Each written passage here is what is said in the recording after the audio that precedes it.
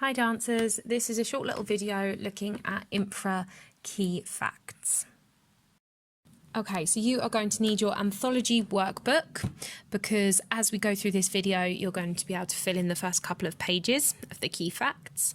And you also want to have the AQA fact file by your side. You might want, that has a lot more information on there, so you might want to go through and highlight key information to extend your learning further. Okay, so the choreographer of Infra is Wayne McGregor, and the company that perform Infra are the Royal Ballet Company. The date of the first performance was the 13th of November 2008, and the dance style that you see in the piece is contemporary ballet. So Wayne McGregor has a real unique style where he fuses together elements of contemporary dance and ballet, and his movement is really hyper extended as well. It's really interesting to watch. In the piece, there are 12 dancers, 6 male and 6 female, so an even number of each gender. The performance is 28 minutes in total, and the performance environment is a proscenium arch stage slash theatrical setting is what it says on the AQA fact file. So make sure you know all of those key facts off by heart. So in the AQA fact file, this is how the structure of Infra is described. It says the ballet comprises solos, duets and ensembles with many arresting moments. For instance, there are 6 couples which dance in 6 squares of light, and a crowd surges across the stage unaware of one woman's private grief. Now, with the piece, there are actually 8 sections in total. Some of the sections have like a section A and a section B. And you can see here from the little diagram of how the piece builds in complexity and where the climaxes are. So for example, section 4 that we're going to look at has a really big climax.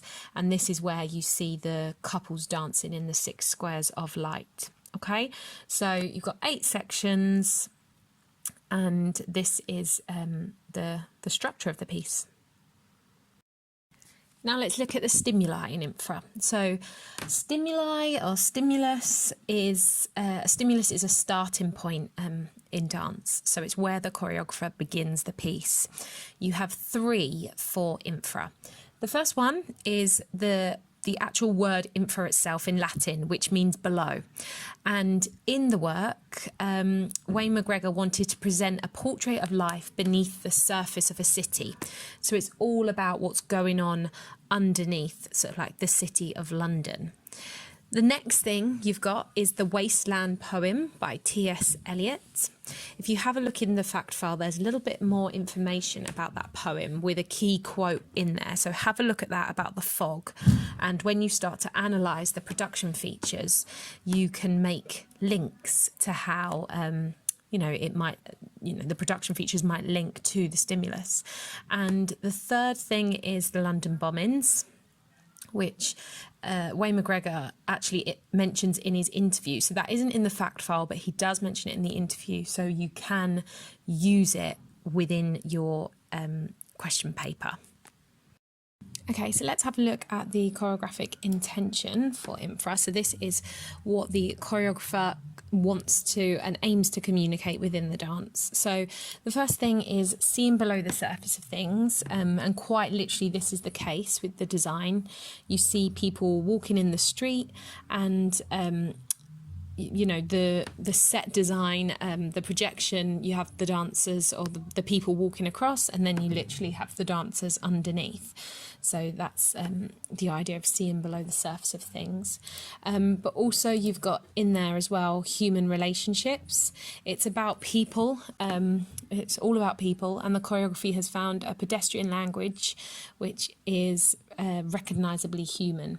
So when you look at a body on stage, you have some understanding of what the body is doing, and the piece is all about inferences. So it infers particular types of relationships, and therefore the emotional content of the piece implies itself. So that's a little bit of information on the choreographic intention, and I got a lot of that off of the AQA fact file as well. So just have a look at that fact file again to to really understand Wayne McGregor's choreographic intention. Okay, and finally, let's have a look at Wayne McGregor's choreographic approach. So he uses 3 different methods to generate vocabulary for the piece. And the way to remember this is show, make, task.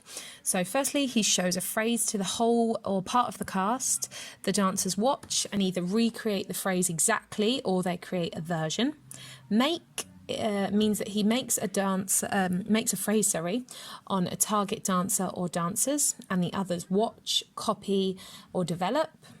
And finally, tasks. So what he does is he sets choreographic tasks for the dancers to complete, or he poses choreographic problems for dancers to solve.